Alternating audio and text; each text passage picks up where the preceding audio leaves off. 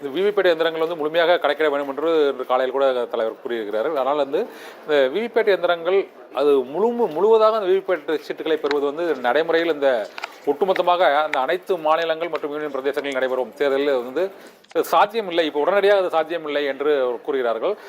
மின்னணு வாக்குப்பதிவு இல்லை மின்னணு வாக்குப்பதிவு எந்திரங்கள் வந்து முறைகேடு நடைபெற்று இதுவரை நிரூபிக்கப்படல சார். ஆனால் வாக்குச்சீட்டு பயன்படுத்தப்பட வேண்டும் என்ற கோரிக்கை வலுவடைந்து வருகிறது எதிர்கட்சிகளால் ஒவ்வொரு முறையும். ஆனால் நீங்க என்ன நினைக்கிறீங்க சார்?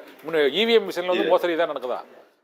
நான் ரொம்ப இயல்பா சொல்றேன். நீங்க ஒரு ஊடகவியலாளர், நீங்க போய் பாருங்க. இவிஎம் மிஷின் இந்த இவிஎம் மிஷின் கண்டுபிடிச்சது 1970ல. 80ல அது நடைமுறை கொண்டு வரணும்னு அரசியல் கட்சியில கூப்பிட்டு காட்டுறாங்க. 82ல நடைமுறைப்படுத்துறாங்க. 50 மிஷின்ல வச்சு எலெக்ஷன் எடுத்துறாங்க. கோர்ட்டுக்கு போறாங்க.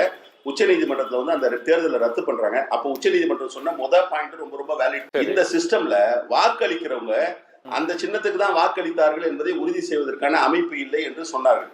இது இந்த நிமிடம் வரைக்கும் போறதா? இதுல போய் நீங்க சான்சஸ்லாம் எடுங்க. ஒரு ஜனநாயக நாட்டுல மக்களுடைய உணர்வுகள்ல போய் நீ இப்படி நினைச்சுக்கோ, இப்படி புரிஞ்சுக்கோ அப்படின்லாம் சொல்லக்கூடாது. அப்படி சொன்னாதான் அது ஜனநாயகத்திற்கு எதிரானது தான். இப்ப என்ன பண்றோம், நம்ம ஒரு மிஷின்ல ஓட்டு போடுறோம். முதல்ல லைட் எரிஞ்சுதுன்னாங்க, நீங்க போட்ட சின்னத்துக்கு லைட் எரியுது, அதனால அங்க போயிருக்கு ஓட்டு. நீங்க ஆனா ஓட்டு அந்த மிஷின்ல இல்ல, கண்ட்ரோல் யூனிட்ல இருக்கு. இப்ப என்ன பண்ணாங்க, நடுவுல விவிபேட்டை கொண்டு வச்சாங்க. நான் போட்ட சின்னத்துக்கு பேப்பர் உழுதுனாங்க. எதுக்கு அந்த பேப்பர் உழுது நான் பார்த்தேன். அதை என்ன பண்றீங்க நீங்க? ஒரு சட்டமன்ற தொகுதிக்கு 5 பொட்டி என்றாங்க. அந்த 5 பொட்டி எண்ணிட்டு 10 பொட்டி என்றாங்கன்னா அதுவும் கிடையாது. நாங்களாம் தேர்தலை சந்திச்சவங்க, இன்னைக்கு வெற்றி பெற்று வந்திருக்கிறோம். எலெக்ஷன் எல்லாம் முடிச்சுட்டு விவிபேட் இயந்திரத்துல இருக்க 5 பொட்டி எடுத்து சீட்டை மேட்ச் பண்ணி விடுறாங்க. தமிழ்நாடுல, இந்தியா முழுக்க இதான் நடக்குது. நாங்க வைக்கிற கோரிக்கை ரொம்ப சிம்பிள். நீங்க இவிஎம் மாத்தாதீங்க, இவிஎம் வச்சுக்கோங்க. நீங்க என்ன சொல்றீங்க, இவிஎம் வைக்கிறதுனால நேரம் மிச்சமாகுதுன்றீங்க. ரைட்டு.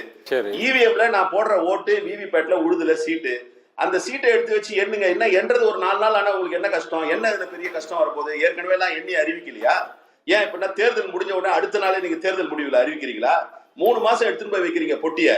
ஓட்டு போட்ட ஜனங்களுக்கு எலெக்ஷன் ரிசல்ட் இன்னைக்குதான் எலெக்ஷன் ரிசல்ட் அப்படியான்னு கேக்குறாங்க. மறந்து போயிடுறாங்க. அந்த அளவுக்கு தேர்தல் நடைபெறுது. இதெல்லாம் ஒன்றும் சாத்தியமில்லாத விஷயம் இல்லை. விடுதலை சிறுத்தைகள் கட்சி வைத்திருக்க கோரிக்கை, நீங்க இவிஎம் பயன்படுத்துங்க, வாக்குகளை பதிவு பண்ணுங்க. ஆனா கனெக்ட் பண்ற விவிபேட்ல உள்ள சீட்டை அதுலயே விடுது. அந்த சீட்டு அதுல விடக்கூடாது. என் கையில கொடுங்க அந்த சீட்டை, நான் எடுத்துட்டு போய் டப்பால போடுறேன்.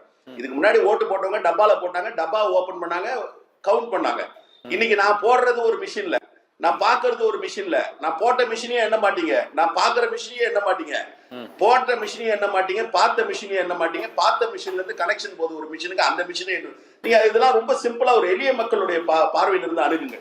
இது எப்படி இதை ஏற்றுக்கொள்ள முடியும்? இப்ப நான் சொல்லல, இதை மாதவ் தேஷ்பாண்டே சொல்றாரு. நீங்க பாக்குற சின்னம் ஒன்னா இருந்தாலும் ஓட்டு போற சின்னம் இன்னொரு சின்னத்துக்கு மாற்றலாம்.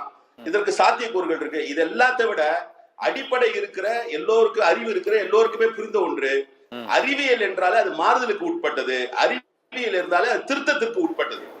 ஒரு காலத்துல ஒரு எக்யூப்மெண்ட் இருக்கு. இப்ப இன்னைக்கு என்ன பண்றாங்க, பேங்க்ல ஹேக் பண்றாங்களே. பேங்க்ல என்ன புது கத்தியும் துப்பாக்கியும் குண்டும் எடுத்துட்டு போய் போட்டா கொள்ளையடிக்கிறாங்க. எங்கேயோ ஒரு மூலையில உட்காந்துட்டு ஹேக் பண்றாங்க. இந்த சிஸ்டம் சேஃப்னு தான் சொல்றீங்க, கிளவுட்ன்றீங்க, எல்லாம்ன்றீங்க, அப்படியே ஹேக் பண்றாங்க. அப்ப technology is prone to tamper. அது ரொம்ப அடிப்படையான விஷயம். அதனால இந்த சிஸ்டம் கொண்டு வாங்க.